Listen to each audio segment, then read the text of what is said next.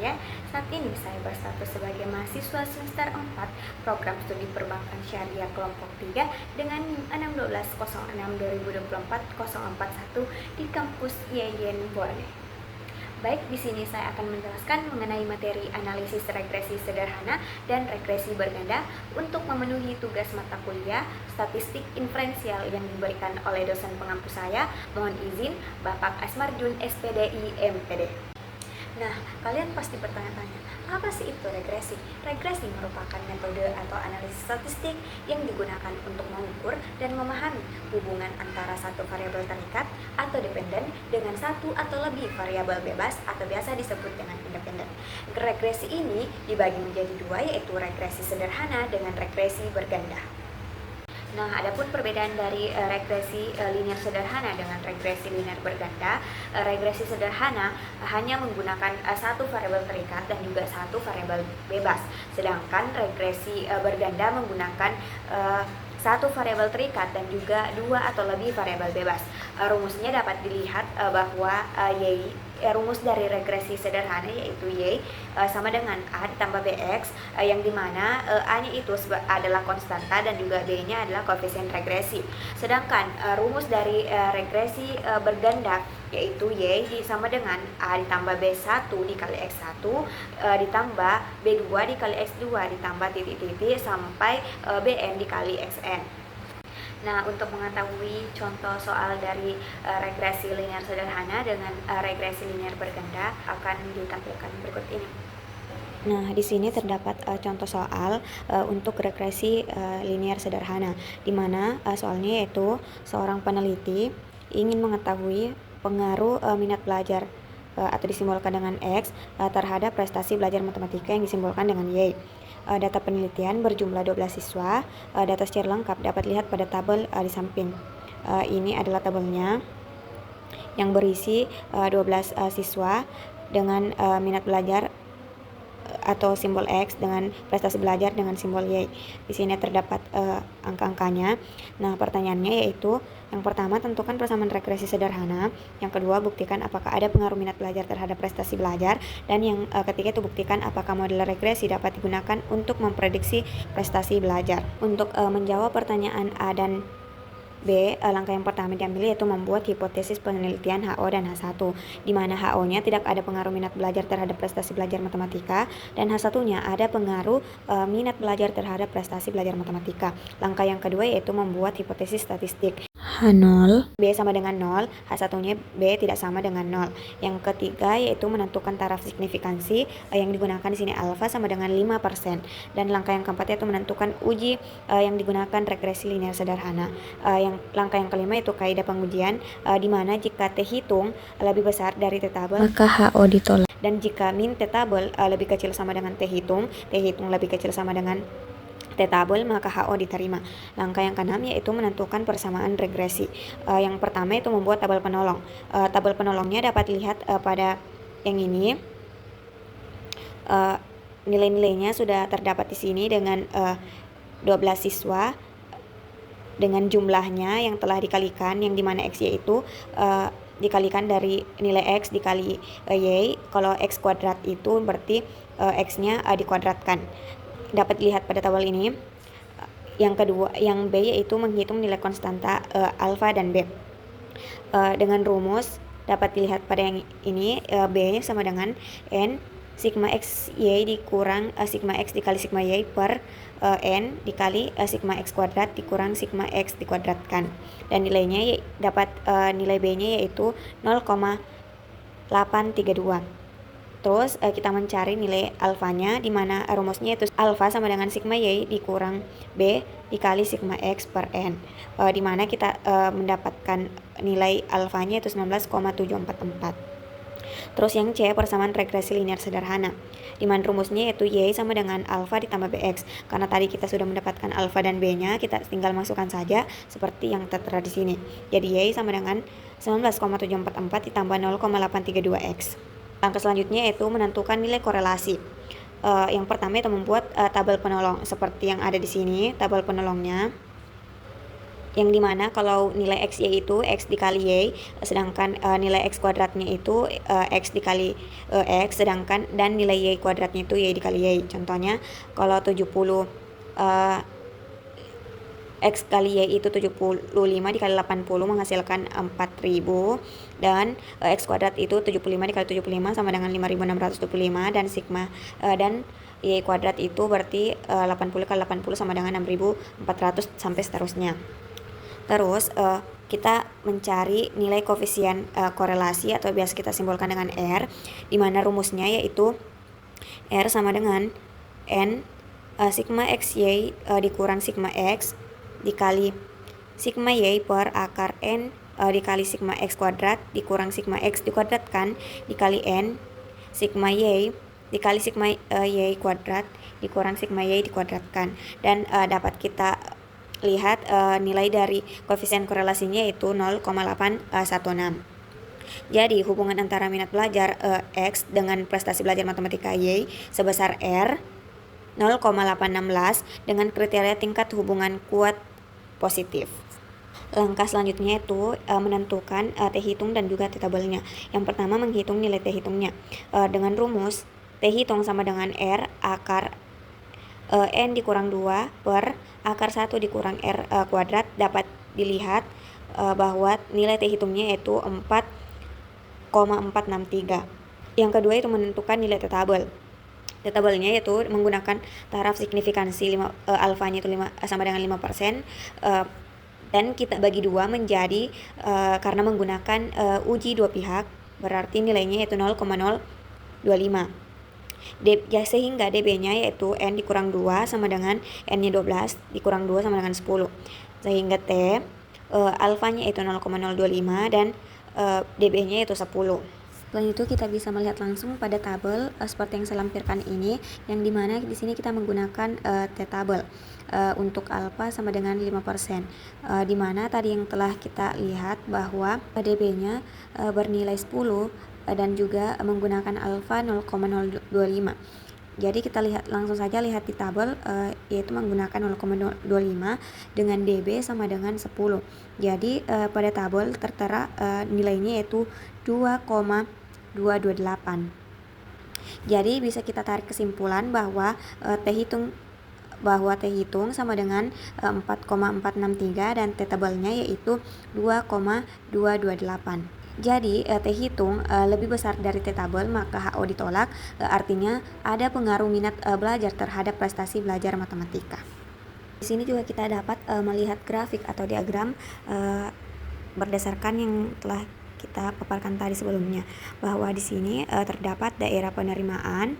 Yang ini di sini adalah daerah penerimaan dan di sini adalah daerah penolakan. Dan ini garis putus-putus adalah batas antara daerah penolakan dan daerah penerimaan, di mana nilai T tabel ini menjadi batas antara daerah penolakan dan daerah penerimaan, yaitu nilainya 2,228. Begitupun juga bagian kirinya yaitu min 2,228.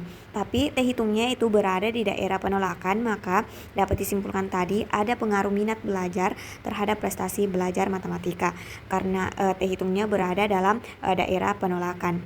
Ini adalah T hitungnya.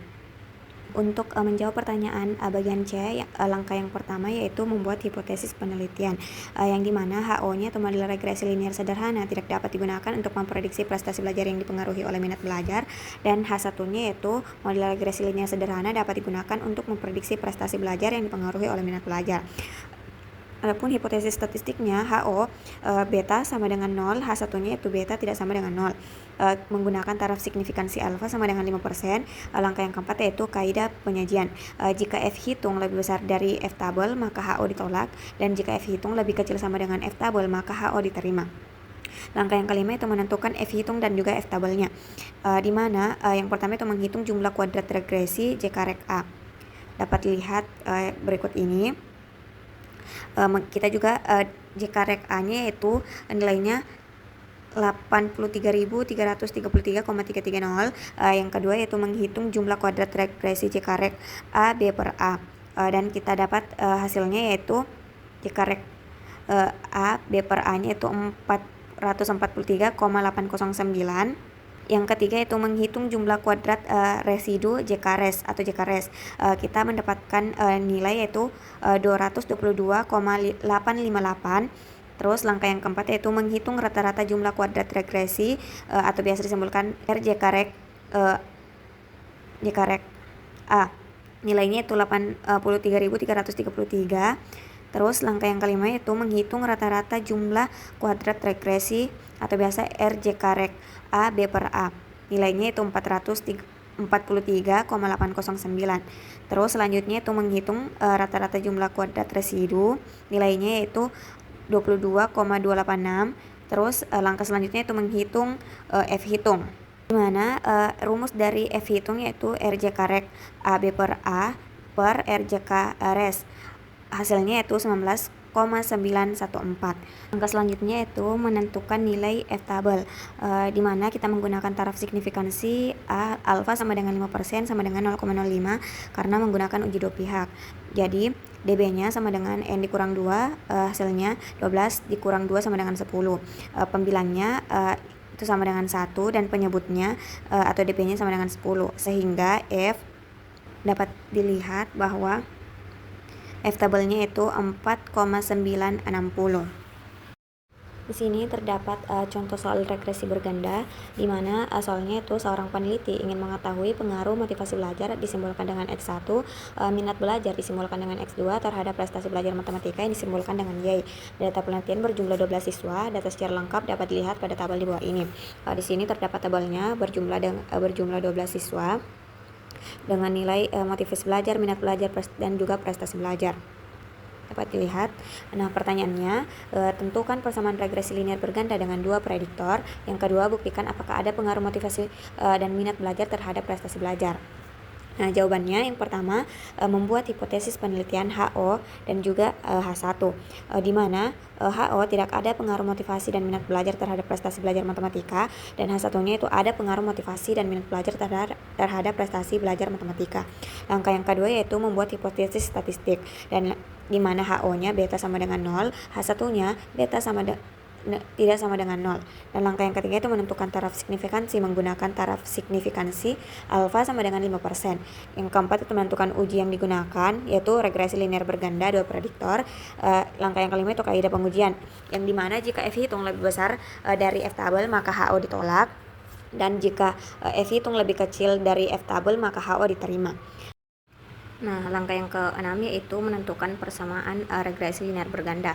Yang pertama itu membuat tabel penolong, di mana tabel penolong ini akan membantu kita dalam memasukkan rumus sehingga kita tidak sulit untuk mencari lagi satu-satu. Jadi seperti dengan ini, X1 dikali Y berarti X1-nya 75 dikali dengan 80 menghasilkan 6.000, X2 begitupun dengan X2 dikali Y, X1 dikali X2 berarti 75 kali 75, terus X1 itu dikuadratkan berarti 75 kali 75, X2-nya dikuadratkan, begitu juga Y2-nya juga dikuadratkan, jadi sampai seterusnya sehingga mendapatkan hasil yang seperti ini. Terus yang kedua yaitu memasukkan nilai statistik ke rumus yang digunakan. Ini rumus ini adalah rumus penolong juga untuk memudahkan kita dalam menghitung rumus-rumus selanjutnya. Bisa dilihat ini hasilnya, ini adalah hasil semuanya, dan ini. Terus yang ketiga yaitu menentukan nilai konstanta B1, B2, dan juga alfa. Yang pertama itu nilai konstanta atau B1. Rumusnya yang ini rumusnya, nilainya bisa kita lihat sebelumnya yang ini dari rumus-rumus yang ini, dan kita masukkan sehingga nilai dari B1-nya yaitu 0,387. Yang kedua itu nilai konstanta B2. Ini adalah rumusnya, dan nilai-nilainya itu dari rumus penolong sebelumnya, dan nilai konstanta sehingga menghasilkan nilai konstanta B2 yaitu 0,507. Terus langkah yang ketiga itu nilai konstanta alfa, rumusnya yaitu ini, dan nominal-nominalnya itu bisa dilihat juga pada rumus sebelumnya. Terus nilai alfanya itu 17,339. Terus langkah yang selanjutnya itu persamaan regresi linear berganda, yang dimana rumusnya yaitu Y sama dengan alfa ditambah B1 X1 ditambah B2 dikali X2, sehingga Y-nya itu sama dengan 17,339 ditambah 0,387 X1 ditambah 0,507 X2. Terus langkah yang ketujuh yaitu menghitung nilai korelasi. Yang pertama itu koefisien korelasi ganda RY 12. Yaitu RY 12 sama dengan akar B1 dikali sigma X1Y ditambah B2 dikali sigma X2 Y per sigma Y2, sehingga menghasilkan nilai RY 12 sama dengan 0,846. Terus yang kedua itu koefisien korelasi parsial atau sebagian, itu RY 12, yang dimana rumusnya dapat dilihat di sini dan menghasilkan nilai RY 1.2 itu 0,796. Terus langkah yang ketiga itu koefisien korelasi parsial RY 2.1, dimana rumusnya dapat dilihat di sini juga, dan nilai dari RY 2.1 yaitu 0,816. Terus langkah yang keempat yaitu koefisien korelasi parsial R12Y, dimana rumusnya ini, dan nilai dari R12Y yaitu 0,819. Langkah yang ke-8 yaitu menghitung nilai koefisien determinasi. Koefisien determinasi merupakan ukuran untuk mengetahui seberapa besar variabel X mampu menjelaskan variabel Y. Rumusnya yaitu KP sama dengan RY 12 dikuadratkan dikali 100%. Jadi KP-nya yaitu tadi nilai dari RY 1 dikuadratkan itu 0,846 dikuadratkan dikali 100% menghasilkan 71,55%. Terus langkah yang ke-9 yaitu menentukan F hitung dengan F tabel. Yang pertama itu menghitung nilai F hitung. F hitungnya rumusnya yaitu RY 12 dikuadratkan dikali N dikurang M dikurang 1 dibagi M dikali 1 dikurang RY 12 dikuadrat, di mana nilainya itu kita masukkan di sini, dan nilai dari F hitung yaitu 11,316.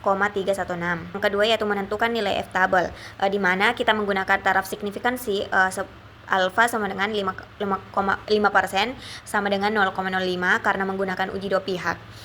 DB-nya yaitu nilai rumus dari DB-nya yaitu N dikurang M dikurang 1, di mana N-nya itu 12, M-nya itu 2, dan kurang 1 sama dengan 9. Jadi pembilangnya itu M sama dengan 2 dan penyebutnya itu DB sama dengan 9. Sehingga nilainya dapat kita lihat pada tabel, yaitu 4,260. Jadi langkah selanjutnya itu menarik kesimpulan. F hitungnya tadi yaitu 11,316 dengan F tabel 4,260. Jadi F hitung lebih besar dari F tabel, maka HO ditolak. Artinya ada pengaruh motivasi dan minat belajar terhadap prestasi belajar matematika. Baik, hanya itu yang dapat saya jelaskan dan saya sampaikan. Lebih dan kurangnya mohon dimaafkan. Wabillahi taufiq wal hidayah. Wassalamualaikum warahmatullahi wabarakatuh.